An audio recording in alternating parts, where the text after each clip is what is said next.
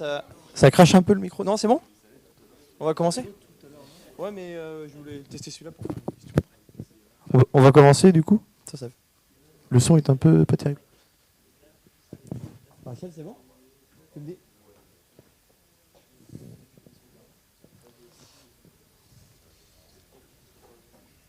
Ah bah voilà.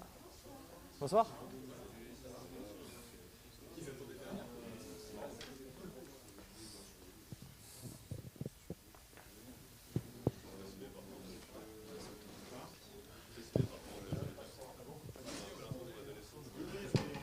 Tu me dis quand tu veux partir? C'est en live là? Ok.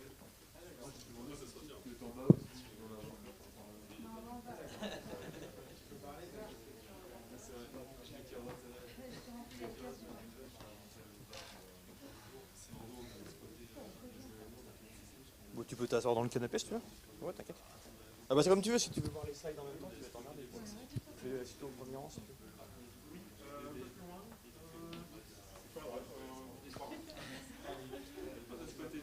Bon, c'est parti, t'es prêt? Le chant est là. Bonsoir. On va commencer maintenant. Alors, bienvenue à tous pour ce meet-up Blockchain et Société. Est-ce qu'il y a des nouveaux ici? Des petits nouveaux ici? Vous connaissez l'association ou pas? Depuis peu? Est-ce que vous voulez que je la représente? Allez, je vais-y. Donc, Blockchain et Société, on est une association depuis 4 ans ou 5 ans, je crois, qui a été fondée pour démocratiser la blockchain. Et on a des formats plutôt tech et crypto. Donc ce soir, on va voir un peu les deux. Voilà. Et on essaye de vulgariser, de démystifier, etc. Avec des super intervenants à chaque meet-up. Pression.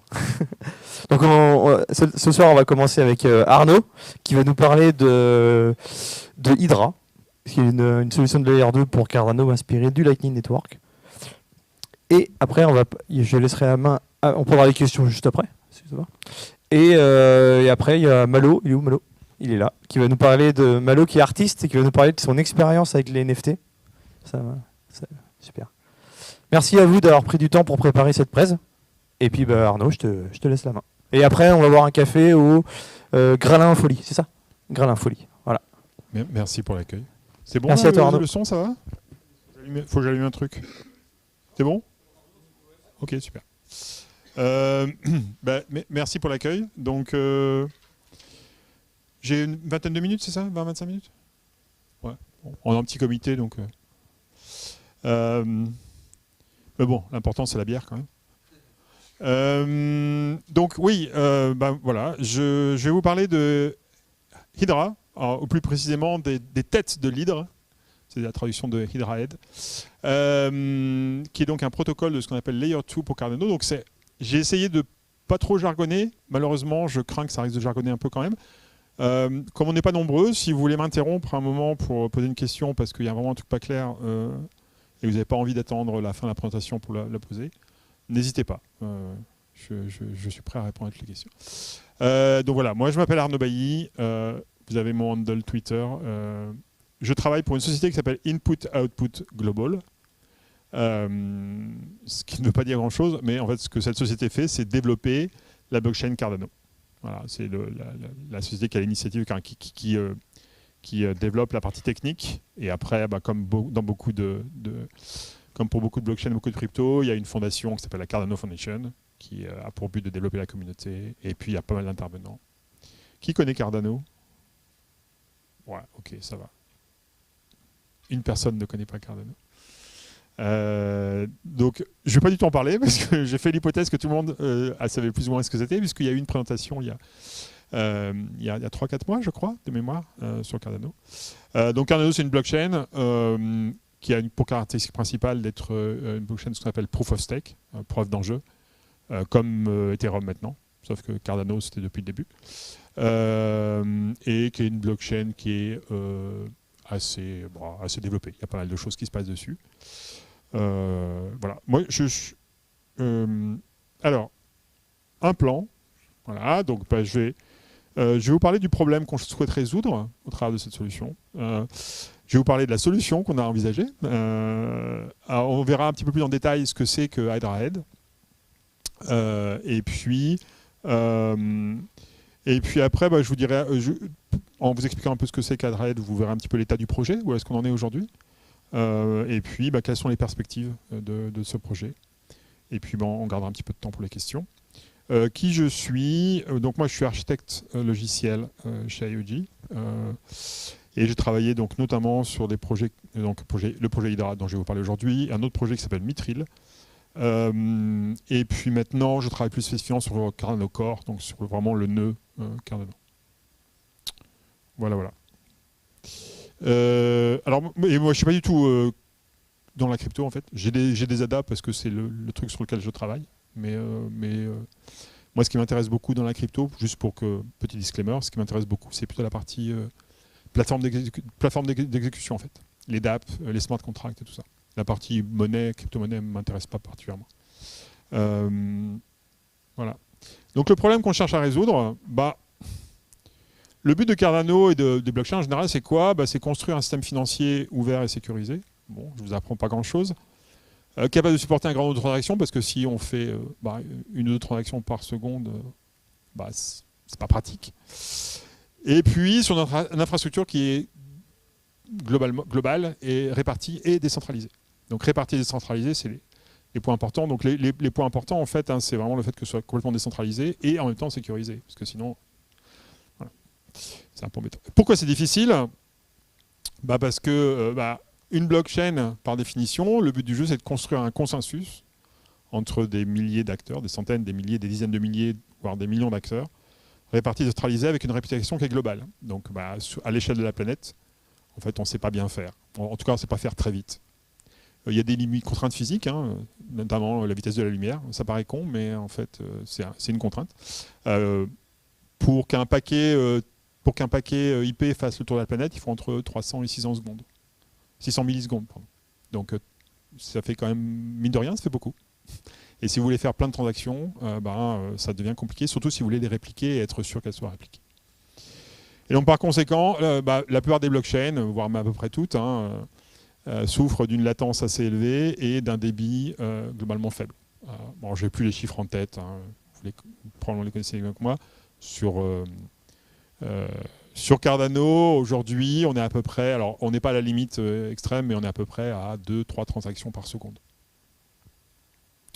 Et c'est ce qu'on appelle en fait le trilemme des blockchains. Le trilemme des blockchains, c'est grosso modo, vous avez 3 contraintes qui sont le passage à l'échelle, la sécurité et la décentralisation. En fait, en pratique, il y a une contrainte que vous ne pouvez pas abandonner, qui est la sécurité. Donc il vous reste deux paramètres sur lesquels jouer, qui sont la décentralisation ou le passage à l'échelle. Si vous êtes plus décentralisé, vous aurez moins de transactions. Si vous êtes moins décentralisé, vous aurez plus de transactions. En pratique, aujourd'hui, alors après il faut regarder les stacks techniques, mais en pratique, dès que vous avez une blockchain qui a plusieurs milliers de transactions par seconde, c'est nécessairement parce qu'elle est moins décentralisée. En fait, il y a des hypothèses qui sont faites sur comment le consensus va être réalisé. Maintenant, en pratique, dans la vraie vie, c'est un exemple que j'aime bien utiliser, c'est est-ce que vous avez un compte à la BCE? Non. La plupart des gens ne l'ont pas, en fait. Voire deux. Ou à la Banque de France, ou à chaque fois, on change l'intitulé suivant l'endroit où on se trouve. Vous n'avez pas besoin d'un compte à la BCE pour faire une partie de poker avec des amis en ligne, pour acheter une baguette ou pour prêter de l'argent à un ami. Donc il y a plein de cas en fait, d'utilisation qui sont les cas courants en fait, la plupart du temps. Évidemment, quand vous achetez une maison, on imagine toujours l'usage de la blockchain, on imagine l'usage d'une crypto-monnaie. Plus exactement, on dit acheter une maison, comme ça le truc, et puis après c'est notarisé, et puis du coup on a une sécurité de transaction, tout le monde le sait. Oui, mais bon, est-ce que vous achetez une maison tous les jours? Moi non, vous peut-être, mais en tout cas, je pense que la plupart des gens non. Et en fait, en pratique, ce qui est intéressant, c'est ce qu'on aura envie, c'est d'avoir un outil comme ça, mais qui soit beaucoup plus pratique pour faire des choses. Donc il y a des usages monétaires, acheter la baguette, prêter de l'argent ou faire un pot commun, des choses comme ça. Et puis il y a des usages non monétaires qui sont de l'ordre des applications, partie de poker, des systèmes de vote, par exemple, des choses comme ça. Il y a plein de choses, en fait, plein d'applications autour des places de marché de NFT. Donc en pratique, voilà, on n'a pas besoin de tout ça. Donc la question c'est, est-ce qu'on peut essayer de résoudre un peu ce trilemme? Alors on ne va pas résoudre le trilemme par définition, puisque c'est un trilemme, mais est-ce qu'on peut trouver une approche qui soit un peu différente pour en tout cas permettre que ces cas d'utilisation dont on a parlé soient résolus? Et donc, un des principes qu'on va utiliser, c'est de dire, la conséquence de ces idées de dire, on n'a pas besoin d'une BCE, toutes les transactions n'ont pas besoin d'un consensus global. En fait, le nœud Cardano qui est à Tokyo, qui est en train de produire des blocs, il s'en fout de savoir que vous avez acheté une baguette à 1,25 € dans votre boulangerie de coin. Et en fait, il n'y a pas d'enjeu, en fait. Il n'y a pas de risque pour personne. Si vous et le commerçant êtes d'accord, que ce truc-là se retrouve dans la blockchain et répliqué par toute la planète, c'est pas intéressant. C'est de l'information inutile. Donc, on peut s'en passer. Et donc, ça veut dire que on peut aller vite si on réplique pas si on réplique pas toute l'information partout. Du coup, la conséquence, et quand tout se passe bien, on n'a pas besoin d'un journal répliqué. Et évidemment, tout ne se passe toujours pas bien. Et c'est quand ça se passe mal, il faut pouvoir là revenir à ce qu'on appelle, il faut pouvoir se réappuyer sur le journal global, répliqué, garanti, qui est le substrat fondamental sur lequel tout le monde, sur lequel la confiance est basée. Et donc, ces idées ont donné naissance à l'idée de ce qu'on appelle des canaux d'État. Alors, j'ai fait une transaction qui est probablement un petit peu pas terrible. Ça s'appelle en fait des state channels en anglais, donc des canaux dans lesquels on transforme un État. Et l'idée d'un canal entre les États, c'est de considérer que, on va prendre un État. Donc, on a notre journal global répliqué, qui est le General Ledger, qui contient en fait toutes les transactions de tout le monde sur toute la planète. Et puis, on a des gens qui veulent faire une partie de poker en ligne, et ces gens, en fait, les détails de la partie de poker n'ont pas vraiment d'importance. Donc, ce qu'on va faire, c'est qu'on va répliquer, on va couper un bout du ledger, on va répliquer ce ledger dans un canal d'État, et ce canal d'État va être partagé par tous les participants, et uniquement par eux. Les autres ne verront pas l'information, n'y auront pas accès. Voilà, après, les gens font des trucs. Donc, par exemple, encore une fois, si j'utilise l'image du poker, c'est vous faites pas de poker, et donc les mises vont changer de main. La mise de fonds initiale, en fait, elle va passer de main en main en fonction des résultats du jeu. Et le résultat à la fin, il ne sera pas forcément le même que celui au début. Et puis, il se passe des trucs dans le monde. Le monde réel, lui, continue à avancer. Mais par contre, ce que vous avez découpé reste gelé. Le principe, c'est que si vous avez mis, par exemple, 1000 ADA au pot dans votre partie poker, ces 1000 ADA, vous ne pourrez pas les dépenser dans le monde réel, dans la Layer 1. C'est le principe on prend une partie de l'état du monde, on le réplique dans le canal d'état. Et puis, quand on a fini, tout le monde va signer. Alors, en pratique, on signe plus régulièrement que ça, mais c'est l'idée générale. Tout le monde dit « ouais, c'est bon, on est d'accord, c'est ça l'état du monde. Vous signez un papier, en l'occurrence une transaction électronique, et on remet cet état dans le monde réel, dans le monde de la Layer 1. C'est le principe des canaux états. Donc, je vous la fais très simplifiée, mais voilà l'idée générale. Et donc, Hydra, c'est quoi? C'est une solution qui va s'appuyer sur cette idée de canaux état, donc d'avoir un petit nombre de participants qui vont se mettre d'accord sur un autre protocole. Et donc, c'est pour ça qu'on parle d'un protocole de Layer 2, parce que on a une Layer 1 qui est Cardano, ou n'importe quelle autre blockchain, si on imagine utiliser... ça, c'est généralisable à d'autres blockchains, ça existe bien évidemment pour Ethereum, depuis plus longtemps. Et puis on va avoir la Layer 2, donc la couche de niveau 2, qui elle va juste avoir un nombre restreint de nœuds. Et puis on va trouver les moyens de garantir que quand ça se passe bien, ça va vite. Et quand ça se passe mal, on peut toujours revenir à un état qui est satisfaisant pour tout le monde. Donc HydraHead, c'est quoi? Alors, j'utilise le mot HydraHead, l'anglicisme, mais les têtes de l'hydre, c'est pourquoi? Parce qu'en fait, Hydra, c'est une famille de protocoles. Ça a vocation à être une famille de protocoles. Aujourd'hui, le point de départ du travail de l'équipe dans laquelle j'étais, c'est ça. C'est un papier de recherche de 60 pages publié sur l'IACR et puis qui a été publié dans, je ne sais plus quelle conférence, FM, je crois. Et qui est donc un papier de recherche qui explique le protocole de manière formelle et formalisée en langage mathématique. Et qui démontre, donc avec un certain nombre de propriétés de sécurité, etc. Donc ça, c'était il y a 2 ans. 3 ans, 2020. Voilà. Il a été publié en 2020. Bientôt 3 ans.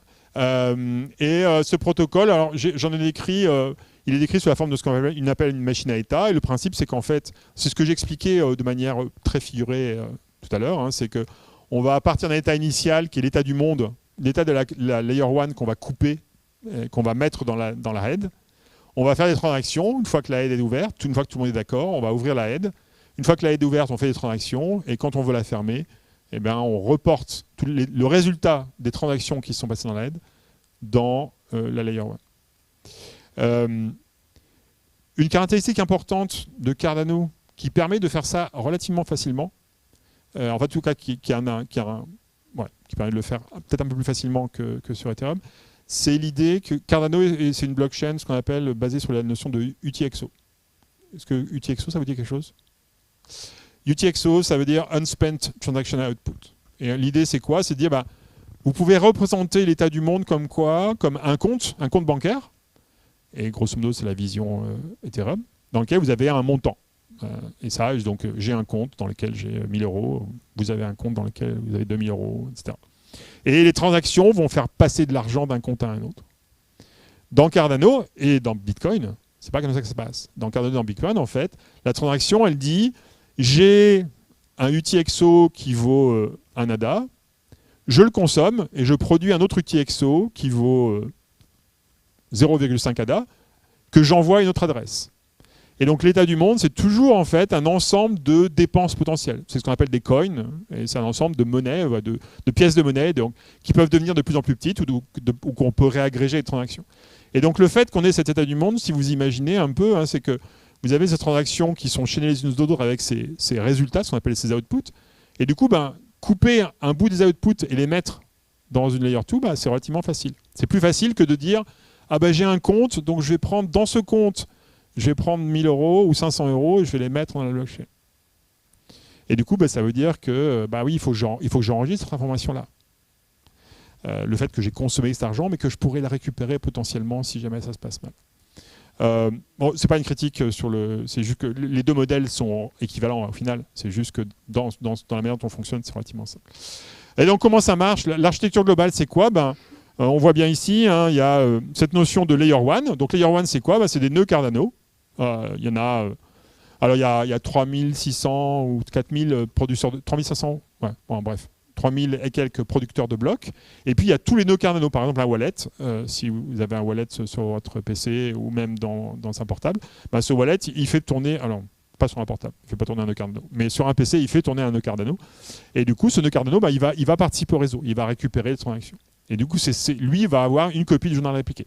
Même principe que si vous connaissez peut-être mieux Bitcoin, qui est plus connu. Bitcoin, si vous faites tourner un nœud Bitcoin, le nœud Bitcoin, il a, alors ça dépend quel mode vous faites tourner, mais globalement, il a toutes les transactions de toute la planète depuis la création de Bitcoin il y a 13 ou 14 ans. Là, c'est le même principe.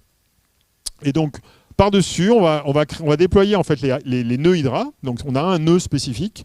Ce nœud spécifique va être déployé et exécuté par tous les participants de la head.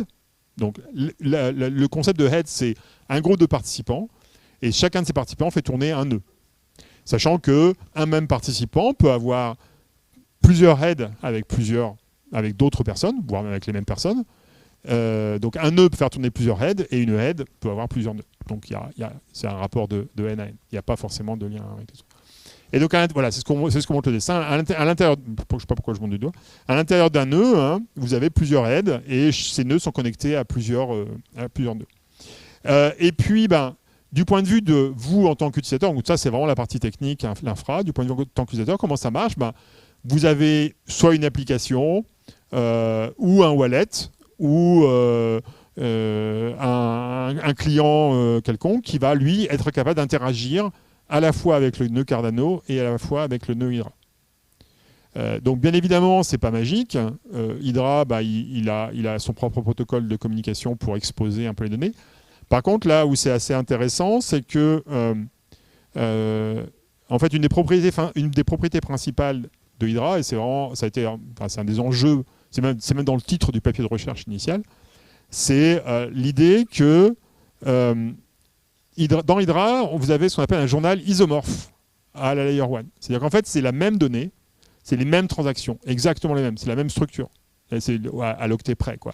Donc, si vous avez une application qui est capable de construire une transaction pour la Layer 1, cette application est capable de construire une transaction pour la Layer 2.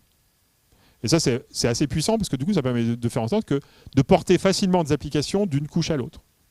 Et d'avoir la même application et la même logique pour passer d'une couche à l'autre. Pas besoin de réinventer quelque chose. Alors, c'est pas tout à fait vrai parce qu'il y a le canal de communication technique n'est pas forcément le même. Mais par contre, les structures de données qui sont manipulées, la logique à l'intérieur est exactement la même. Ce qui est encore plus important pour les smart contracts. Ça veut dire que les scripts que vous écrivez pour la Layer 1, ils sont valables aussi pour la Layer 2. Et donc ça, c'est assez utile parce que du coup, ça offre des possibilités en termes de développement d'applications. Par exemple, de réguler un jeu de poker ou de réguler un système de vote, des choses sur lesquelles on travaille actuellement, ou d'avoir des places de marché avec des smart contracts qui vont réguler en fait la manière dont le marché évolue, etc. Donc là, je vous décris un petit peu l'état du monde sur la je reviens sur ce petit schéma. Donc ça, c'est là où on est aujourd'hui. Donc on est parti d'un proof of concept, et là on est en train de s'approcher à pas un peu trop petit à mon goût, mais néanmoins on avance quand même vers la version 1.0 qui devrait voir le jour l'année prochaine, Inch'Allah. Et donc voilà grosso modo ce qu'on a. On a les principes de base, hein. On a le réseau Cardano, les heads qui se communiquent entre elles, les nœuds qui doivent être en ligne et qui doivent être capables de répondre pour garantir la sécurité de la Layer 2. Donc ça, c'est un truc important, ce qui fait que, par exemple, si je déploie un Radranode sur mon téléphone et que j'éteins mon téléphone, je n'ai plus les garanties de sécurité du protocole. Par contre, tant que je suis en ligne, ça va. Et du coup, évidemment, ça limite les usages. Il y a d'autres évolutions possibles, mais en tout cas, on vise un certain nombre de use cases précis. Voilà. Et donc, les propriétés, donc j'en parle rapidement. La possibilité d'intégrer donc son propre wallet, notamment pour créer les transactions et payer pour les transactions qui vont faire avancer la aide dans la Layer 1. La persistance de données locales, ce qui fait que si jamais le nœud crash, il peut redémarrer, ce qui est quand même un minimum. Et puis l'interconnexion directe des nœuds Hydra. Donc le réseau, en fait, les nœuds Hydra sont directement connectés les uns aux autres, ce qui est beaucoup plus simple d'un point de vue technique pour connecter les nœuds. Par contre, c'est beaucoup moins scalable en termes. En tout cas, il y a plein de cas d'utilisation qui vont être rendus un peu plus compliqués, et donc du coup, ce ne sera pas forcément pour monsieur tout le monde tout de suite. Et puis bien évidemment, le but du jeu, c'est d'avoir quelque chose qui soit complètement utilisable peut-être pas par monsieur tout le monde, mais en tout cas par des personnes qui ont une certaine compétence technique. Donc d'avoir un projet qui soit assez clean. Donc voilà, donc ça c'est live, hein, c'est open source, tout ça c'est open source. Il y a un repository sur GitHub qui est aujourd'hui, comme je le disais, qui s'approche de la version 1.0. Il y a un site qui offre pas mal de documentation, donc on essaye d'un peu d'expliquer le protocole, la mécanique, etc. Voilà. Et donc, ça c'est que le début, parce que donc, je vous ai vendu du rêve entre guillemets au début en disant oui, on veut passer à l'échelle, on est capable de payer ma baguette à Hydra. Là aujourd'hui, dans la version 1.0, ce ne sera pas possible parce que je ne pourrais pas faire tourner un nœud sur mon téléphone facilement. Par contre, on a pas mal. Voilà, ça c'est la roadmap du projet, donc avec différentes topologies envisagées. Donc voilà, on est là. Hein. On est là, et après, il y a plein d'autres possibilités. Donc là, on essaye de réfléchir à des options variées. La plus probable est celle qui est aujourd'hui en cours de développement et qui arrivera une fois que la V1 sera disponible. C'est ce qu'on appelle des Hydra Head hébergés, qui permettront en fait d'éviter que vous fassiez tourner votre nœud vous-même, tout en garantissant la sécurité, parce qu'en fait, vous signerez quand même les transactions. Donc vous garderez, en fait, l'utilisateur final gardera le contrôle des transactions qui sont signées dans la head et sur la Layer 1, mais par contre n'aura pas besoin de faire tourner un nœud. Donc ça, c'est ce qu'on appelle le mode hébergé. Du coup, le principe, c'est que l'idée du mode hébergé, c'est qu'en fait, vous avez un fournisseur de services qui va faire tourner des nœuds et qui va faire des heads avec chacun des participants et qui va enregistrer les transactions, et persister, gérer techniquement le nœud, mais qui ne va pas réaliser les transactions lui-même, qui ne va pas les signer. Et ça, en fait, ça va permettre de faire un truc comme ça. Donc ça, c'est une démo qui a été... alors, évidemment, c'est une petite démo sur laquelle... qui n'a pas été développée dans l'équipe, mais évidemment, ça ne marche pas. Ouais, ouais. C'est la loose. Pourquoi ça ne marche pas? C'est bizarre. Pourtant, je l'ai en local. Hein?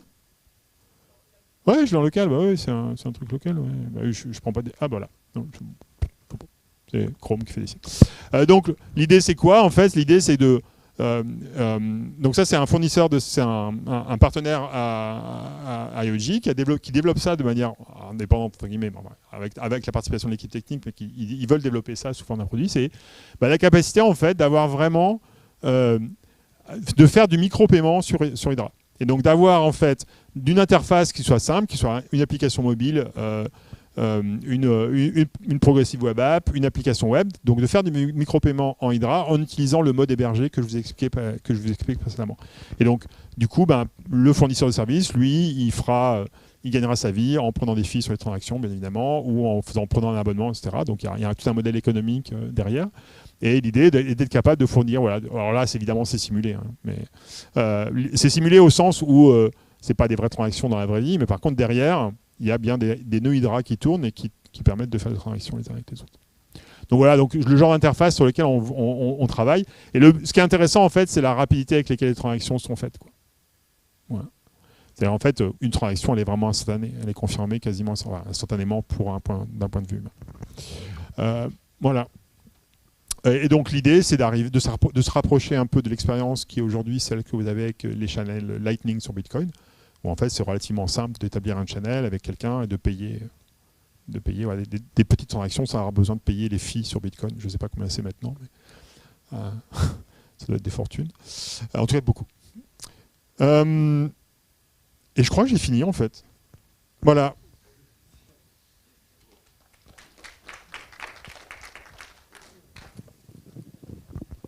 Merci pour votre attention. Merci Arnaud. De rien. Y a-t-il des questions? Parle bien dans le micro pour que les deux personnes en live entendent.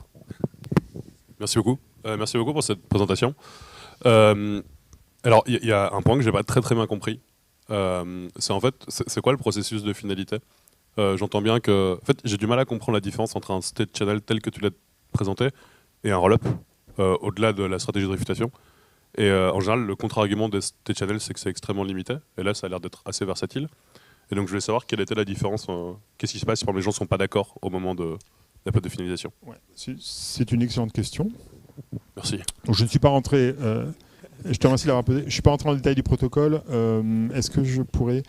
bon, alors, pourquoi? Parce que ça tient là-dedans.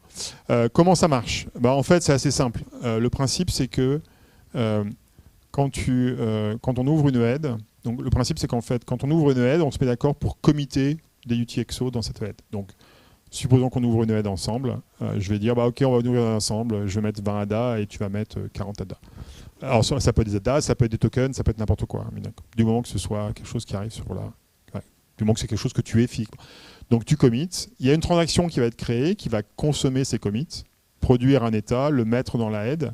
Et après, la machine commence à démarrer, qui est prendre ses états. Le truc, c'est qu'en fait, tu peux fermer à n'importe quel moment. Donc ça veut dire qu'en fait, et à l'intérieur de la head, le processus de finalité, c'est que tout le monde signe. Tout le monde signe l'état à chaque fois. En fait, alors à chaque fois ou pas, c'est réglable dans le protocole, mais l'idée, c'est que si on fait une transaction dans la head, immédiatement, juste après, on va signer ce qu'on appelle un snapshot, donc une photographie du résultat des UTXO, et on va le signer tous les deux. Donc il y a un mécanisme de signature qui est un petit poil sophistiqué, mais en vrai, grosso modo, c'est une multisignature, pour faire simple. Et donc, ce snapshot, comme il est multisigné, qu'il est multisigné par tout le monde, il est plus répudiable. Et du coup, dans le smart, alors il y a toute une mécanique de smart contract dans la head qui gère la partie layer 1, mais du coup dans la layer 1, si on fait une transaction tous les deux, et puis que je dis c'est bon, je close, je vais faire la head. Si toi tu n'es pas capable de dire non mais attends, c'est pas le dernier état en fait, parce qu'on a signé tous les deux, on a signé un autre état qui est plus récent. Et si tu n'es pas capable de faire ça, c'est cet état-là qui va être publié. Par contre, si tu peux le faire, tu as ce qu'on appelle un mécanisme de contestation qui va permettre de dire non, attends, Robert, il essaye de gruger tout le monde. Et donc, c'est ce qui permet d'éviter le cas, le truc évident, où oui, mais je joue au poker, et puis là, cette partie-là, j'ai perdu. Donc, bah, walou quoi. Je vais fermer la version précédente en fait. Ok, ça répond parfaitement à la question. Merci Voilà. beaucoup. Et donc ça se passe comment en termes de limite de blocs? Enfin, genre, c'est à la Alors- fin, tu as une forme normale qui est toute petite et donc les gens claiment leur dû. Non, alors ça peut être plus ou moins arbitraire en fait. Alors le gros intérêt, ce qui est assez marrant parce que au départ l'idée c'est que ce soit isomorphe, donc ça veut dire que c'est les mêmes transactions. Donc du coup on a les mêmes limites de transactions. Donc aujourd'hui une transaction sur Cardano dans Layer 1 c'est 16 kilobytes, kilooctets. 16 kilooctets c'est pas énorme, surtout si on met des contrats, tout ça, si on met de la logique. Bon c'est pas mal mais c'est pas énorme. Et si on commence à vouloir faire beaucoup de paiements, par exemple je sais pas, une marketplace avec une centaine d'acteurs, vite fait les UTXO vont monter. Donc c'est pas énorme. Mais du coup, comme c'est une aide, c'est la même logique que Cardano, mais qu'on peut la faire fonctionner de manière complètement indépendante, puisqu'en fait, ce qui est important, c'est les UTXO à la fin. Si dans la aide, tu dis non, mais finalement, la limite de transaction, c'est pas 16 kilobits, kilooctets, c'est 160 kilooctets, c'est pas un problème en fait. Et en fait, c'est un réglage à l'intérieur du ledger, à l'intérieur du consensus du ledger dans la head qui dit bah ok, pour cette head on va se mettre d'accord pour utiliser tel paramètre de protocole pour faire en sorte que par exemple on puisse faire passer plus de transactions ou qu'on puisse utiliser telle propriété ou telle feature. C'est un petit risque parce que ça veut dire que du coup si tu es plus isomorphe, tu peux ne pas pouvoir fermer ta head. Ok, merci beaucoup. Le protocole, en fait, la garantie du protocole, c'est qu'il est garanti pour être sûr. En fait, vous ne pouvez pas perdre d'argent si vous êtes online. C'est-à-dire, si vous avez toujours la possibilité d'accéder à un nœud Cardano. C'est ça que ça veut dire online. Par contre, il n'y a aucune garantie qu'on va progresser. Si quelqu'un veut ne pas faire de transaction, il ne se passe rien, puis à ce moment-là, on ferme la. Bon, j'espère que c'était pas trop technique. Est-ce qu'il y a d'autres questions? Monsieur au bout là-bas, vous êtes nouveau? Bonsoir, je suis tout intimidé là, c'est la première fois que je viens. Est-ce que tu peux donner un peu des détails sur comment c'est fabriqué là, l'équipe, le nombre de personnes, c'est fait où, en France, à l'étranger? Alors, c'est pas de problème. Comment vous validez la... C'est tout du open source. Donc, alors, je peux montrer le site, peut-être, c'est peut-être aussi bien. Ah oui, mais alors, je sais pas si je suis en ligne là. Ah ouais, ça risque d'être embêtant. Alors, si je fais escape, il se passe un truc? Non, il se passe rien. Alors, si je fais ça, voilà.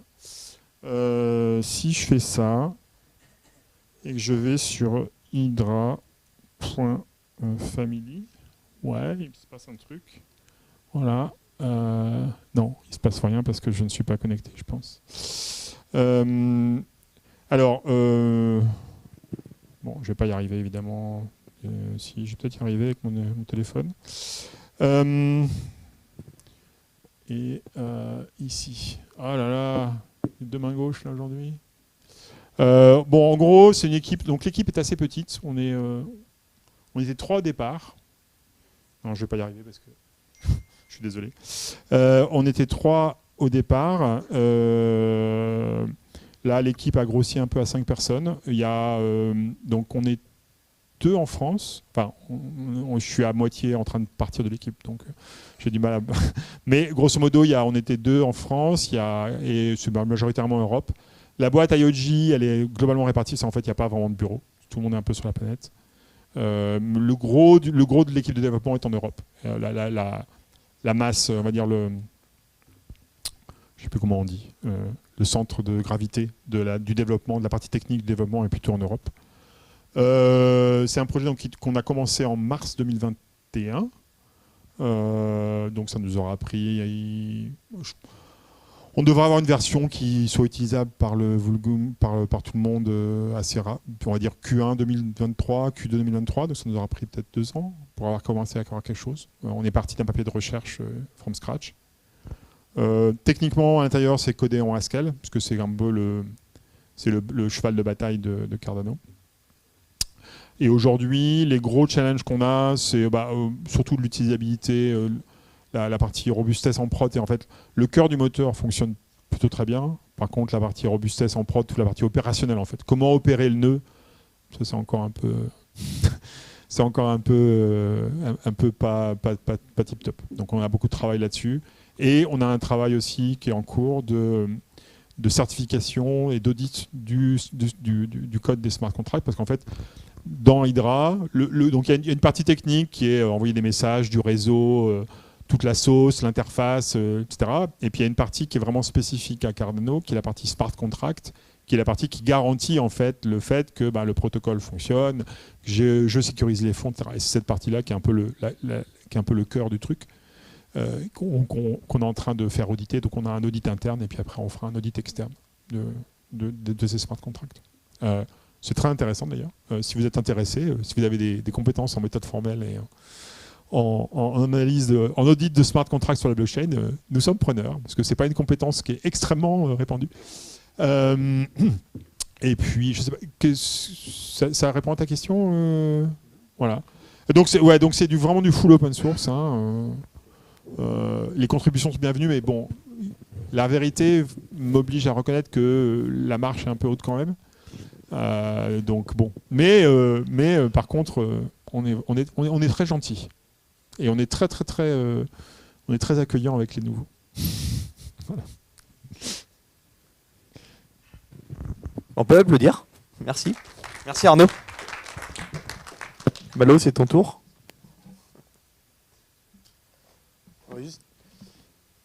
Tu vas attendre un petit peu avant de démarrer, on a des petits réglages à faire, mais vas-y, branche-toi et on va faire des réglages. Des petits réglages d'écran à faire.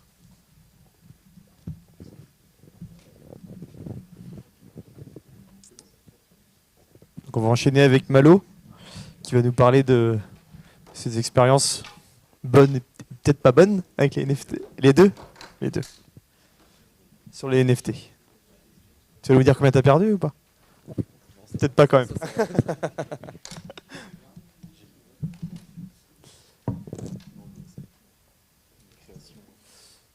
On va laisser Rachel faire le premier réglage. Ce micro-là, tu le mets bien près de ta bouche. Un, deux. Contre Là, ton manteau. comme ça, Ouais, c'est contre bien. le manteau. Contre le menton. Collé. C'est ça.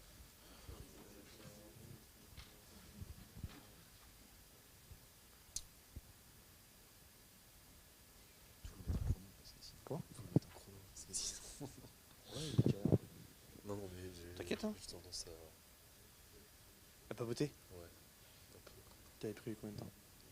T'es pas timé? J'ai eu 15 slides.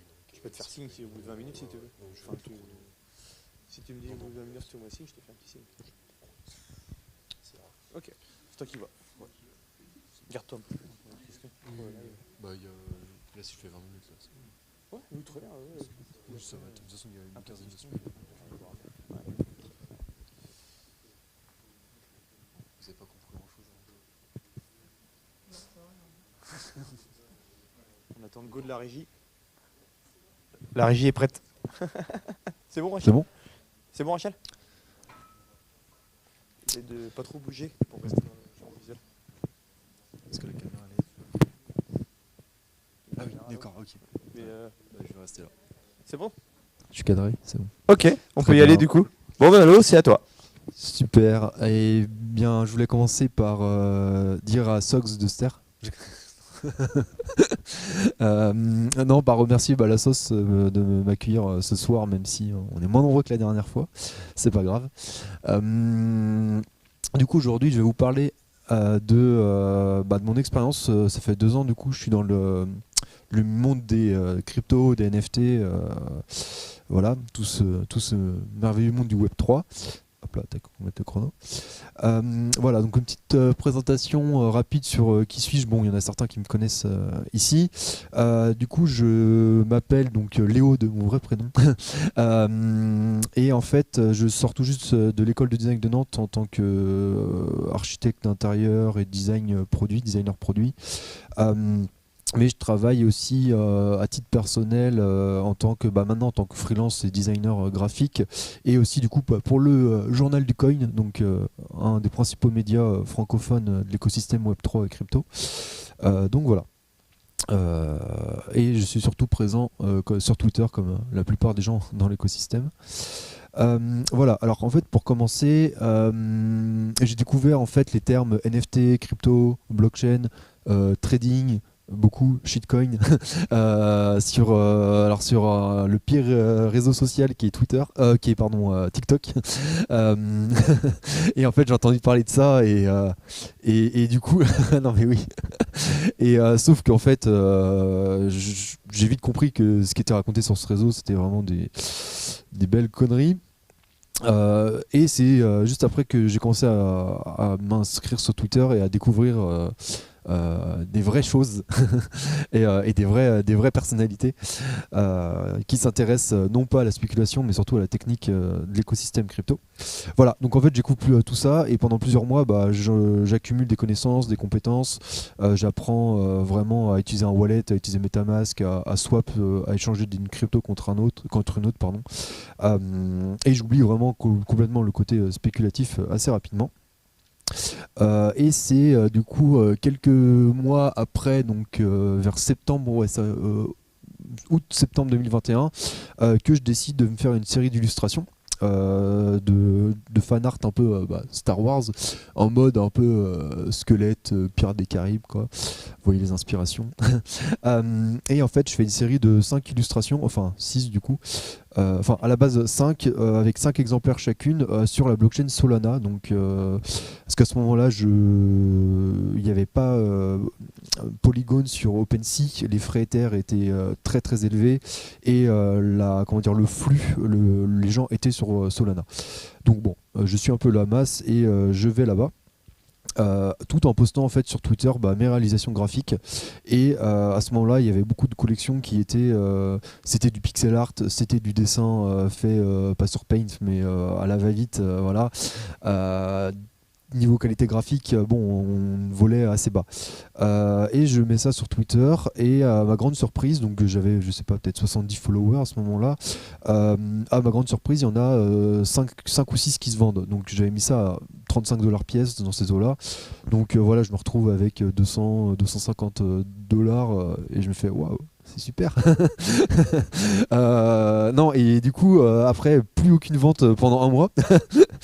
Plus aucune vente, sachant que c'est vraiment artistique. Il y avait rien de, je promettais rien derrière, il n'y avait pas de print, rien de tout ça.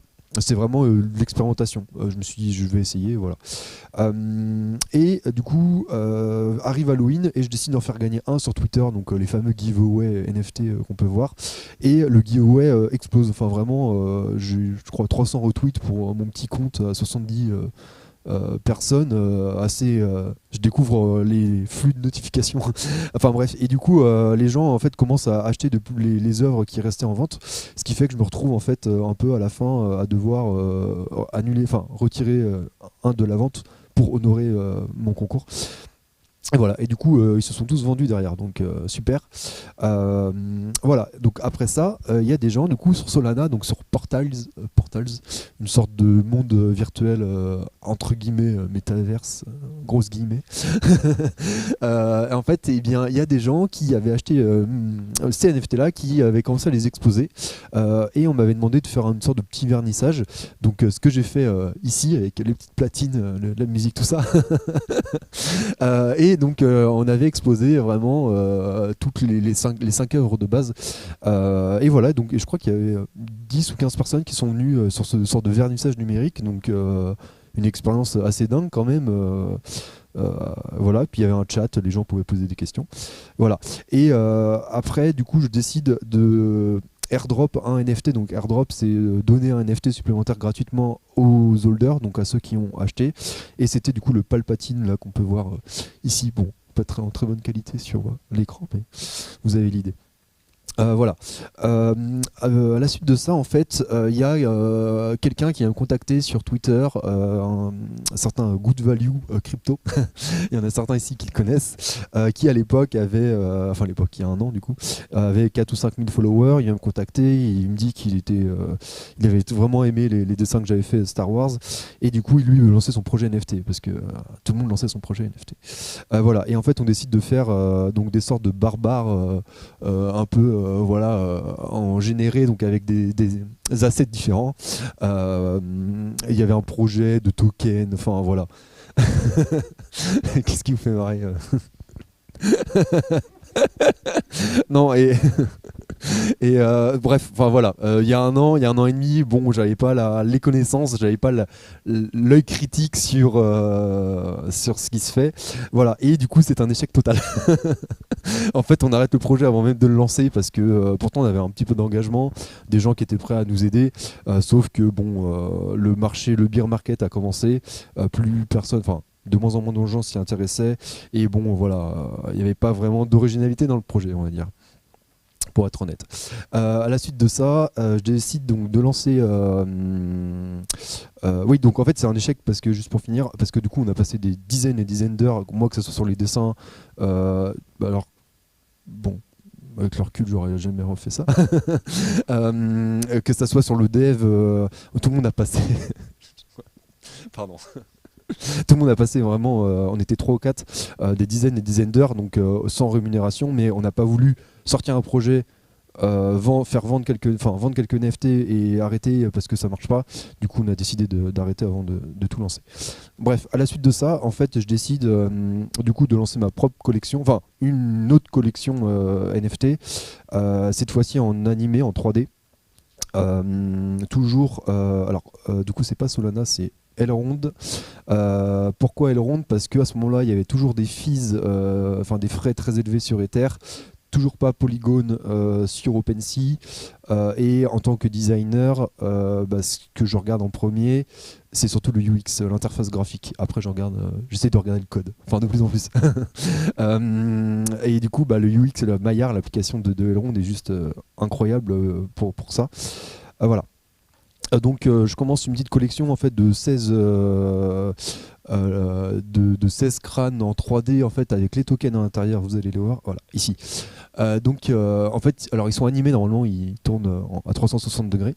Donc à la base il y en a 16 et je décide du coup de les mettre en vente, voilà. Et les 16 partent dans la soirée. Donc il y a vraiment un engouement pour cette collection-là, enfin un engouement à mon échelle du moins. Et les gens commencent à me dire j'ai pas pu j'ai pas pu acheter mon NFT patati patata. Est-ce que tu prévois d'en faire d'autres? Est-ce que je peux commander un crâne avec le Decentraland ou l'Axis Infinities? Et je suis là, écoutez, c'était pas prévu. Pourquoi pas? On peut agrandir un peu la collection sans en faire 300 non plus, quoi. Et je décide du coup d'en faire 64, donc 4 drops de 16 NFT différents, donc 64 au total et pas un de plus. Donc là vous avez des exemples, vous avez même le Luna. Le holder du Luna est très content de l'avoir. Voilà. Il en est fier en tout cas. Je sais pas si c'est une bonne chose, mais voilà. Donc voilà, il y a eu le Caps. J'ai fait vraiment toutes les grosses cryptos, Ether, Solana, Tether, non pas Tether. Enfin voilà, les grosses capitalisations. Voilà. Et entre chaque drop, du coup, j'organisais un giveaway, donc j'en faisais gagner un hors série, en collaboration avec des personnages de l'écosystème. Donc le tout premier, ça a été avec Helmut Banner, donc le rédacteur en chef du journal du Coin, que certains ici doivent bien connaître sur Twitter, qui est une figure assez importante sur l'écosystème français, dû par sa présence sur Twitter, son nombre de followers, mais aussi via le journal du Coin. Et en fait, son petit logo à ce moment-là, c'était le petit dino de Google. Et donc en fait je fais un crâne comme ça en 3D, et cette fois-ci un à faire gagner à la communauté et un pour lui, pour le remercier. Donc sur le hors-série, en fait, il y a 2 exemplaires, alors que sur la collection classique, on est sur du 1-1 de l'édition unique.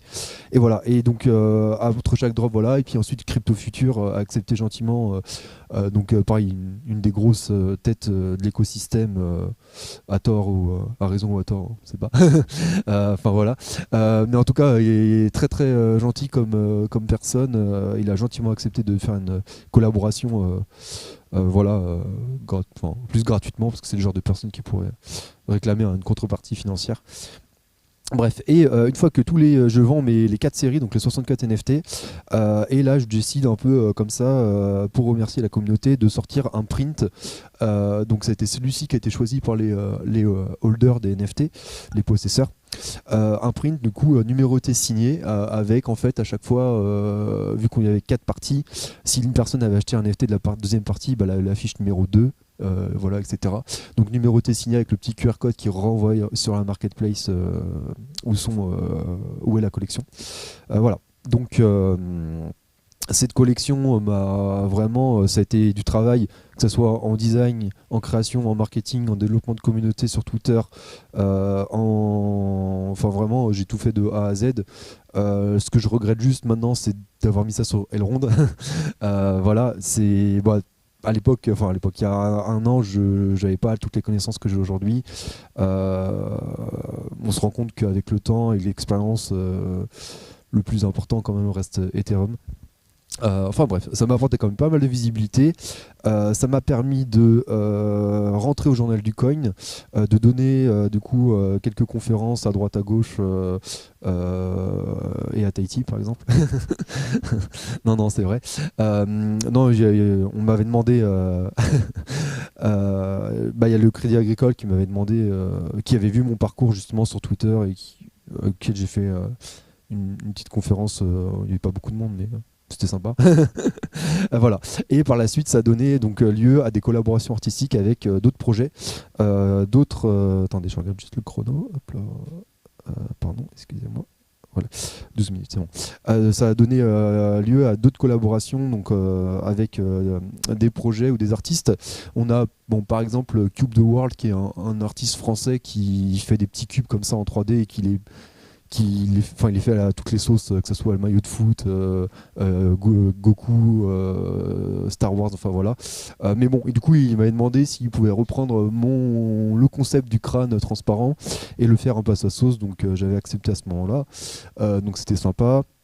Il y a eu une collaboration avec Dinovox, donc le projet de Helmut, j'en parlais juste avant, enfin de Helmut, qui est un projet qui lie biodiversité polynésienne, parce qu'il habite là-bas à Tahiti, et métaverse, NFT, crypto, métaverse. Et le dernier, par exemple, c'est avec les Cryptomasks, qui est une grosse communauté sur Twitter. Et en fait, c'est un NFT que j'ai fait en collaboration avec eux. Alors, sur ce NFT, en fait, il va être mis aux enchères et les dons, l'argent récolté ira à Sea Shepherd, donc une assoce qui lutte pour la protection de l'environnement marin. Donc voilà, dont le petit requin, la baleine. On a des petits détails comme le Diamond Hands. Que tous les gens dans le domaine connaissent bien. Voilà. Donc ça a donné naissance à des collabs. Donc il y a pas mal d'autres collaborations aussi que j'ai pu faire avec des projets, ça aussi. Et il y en a d'autres qui vont arriver. Donc Marmotoshi par exemple. J'arrive jamais à prononcer. Voilà. Donc j'étais un petit peu plus court que prévu. Donc voilà, tout ça en 2 ans, c'était du coup c'est un parcours, c'est quelque chose auquel je ne m'attendais pas forcément, parce que quand on rentre dans l'écosystème, on voit tellement de monde déjà dedans, il y a tellement d'informations, on se dit il y a plein de gens qui font des NFT, qui soient beaux ou pas beaux, qui soient utiles ou pas utiles, enfin ça dépend, les goûts, les couleurs. Et je pensais vraiment pas qu'en 2 ans de temps, j'allais acquérir autant d'expérience, intégrer un gros média francophone qui est le Journal du Coin, et surtout rencontrer des gens, que ce soit sur Twitter ou dans le monde réel entre guillemets, parce que je me suis fait vraiment des amis, des vrais amis qui sont dans l'écosystème aussi. Donc voilà. Et donc là je pars pour 2023 avec une nouvelle collection qui sera de l'illustration, j'en dis pas plus, sur Ethereum du coup. Sur Ethereum, voilà, avec pas mal de petites collaborations artistiques à venir. Voilà.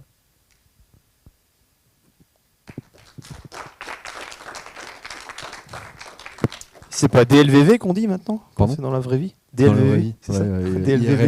IRL, DLVV. c'est ça. Est-ce qu'il y a des petites questions? Non. Non, bah c'est moins Est-ce que technique. tes parents qu'avant, sont hein. contents? Ah. Ça paye bien. Ça va, ouais.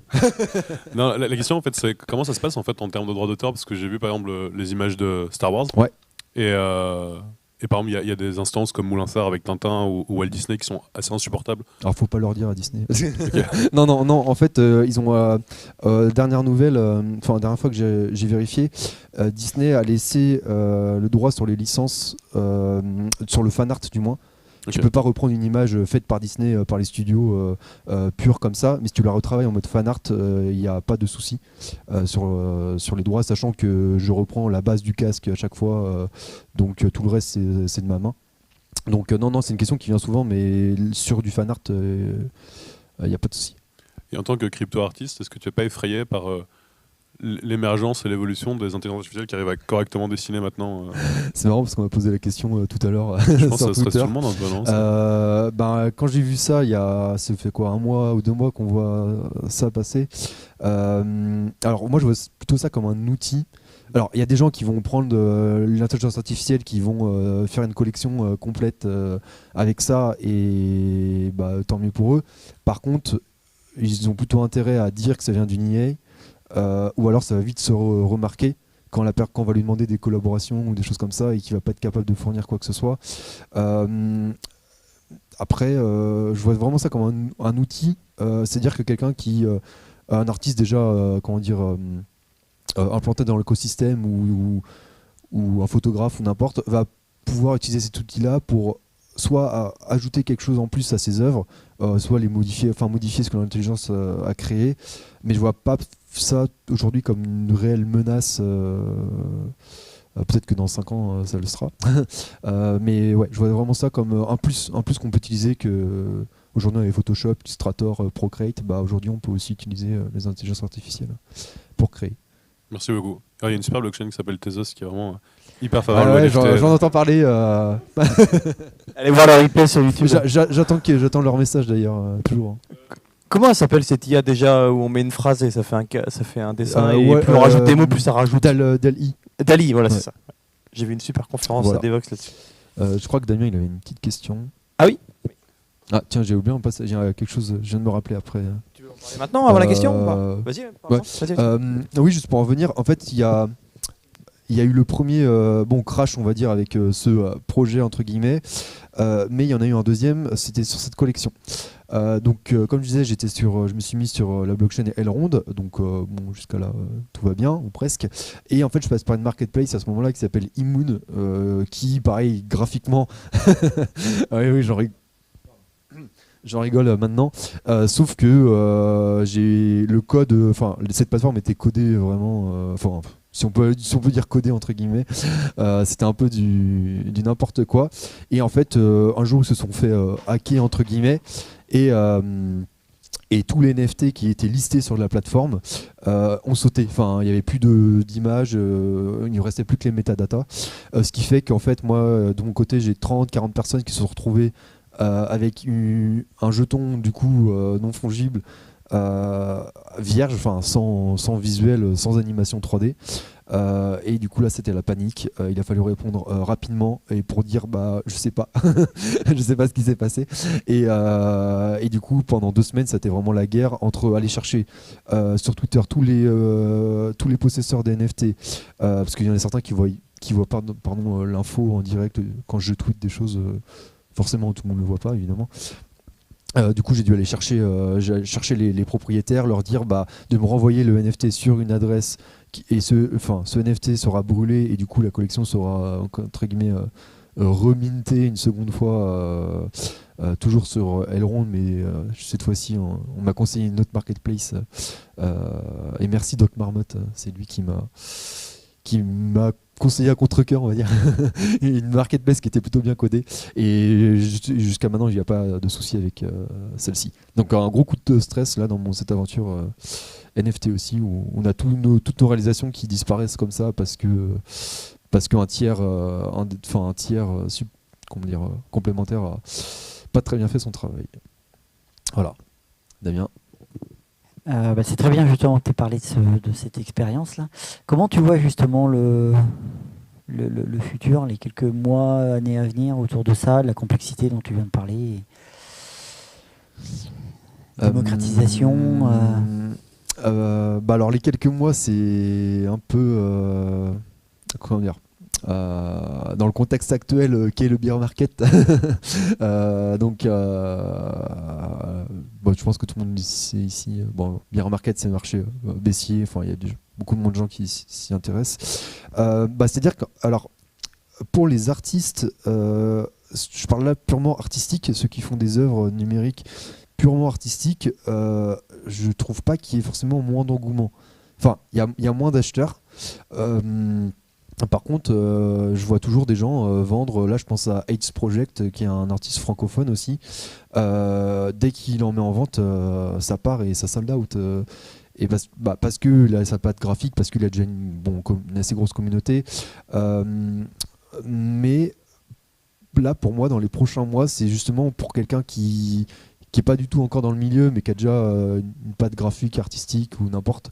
Pour moi, c'est le moment de commencer à se lancer, d'essayer de construire une communauté, pour que si ça reprend un jour le fameux bull run, non mais même sans parler de bull run, si toutefois voilà, on a une démocratisation qui arrive un peu plus, que tout le monde commence un peu à s'y intéresser sans dire que Bitcoin monte à 200 000 $, en fait ils auront pris un coup d'avance là-dessus. Et il faut continuer de construire sur ces prochains mois. Sur les prochaines années, pour la démocratisation, c'est plus compliqué à se projeter parce que il y a tellement de facteurs qui rentrent en jeu. Si demain les musées disent nous on prend les NFT, on les achète, on les met dans le musée, tout de suite les gens forcément ils vont commencer à se poser des questions. Qu'est-ce que c'est ? Mais c'est cool parce que on peut faire ci, on peut faire ça, ça nous donne accès à ça. Les artistes ils touchent des royalties à chaque revente, alors qu'aujourd'hui un artiste classique il vend son œuvre une fois et après voilà quoi, c'est fini. Il a sa cote qui monte ou pas, mais c'est tout. Donc voilà, je suis assez optimiste quand même sur l'avenir. Je parle purement artistique, parce que les NFT ça englobe beaucoup de choses, mais assez optimiste quand même. Donc c'est le moment de se lancer en fait. Ouais, pour moi c'est le moment de se lancer. C'est calme, on n'est pas dans une phase d'euphorie où tout part dans tous les sens. Donc ouais.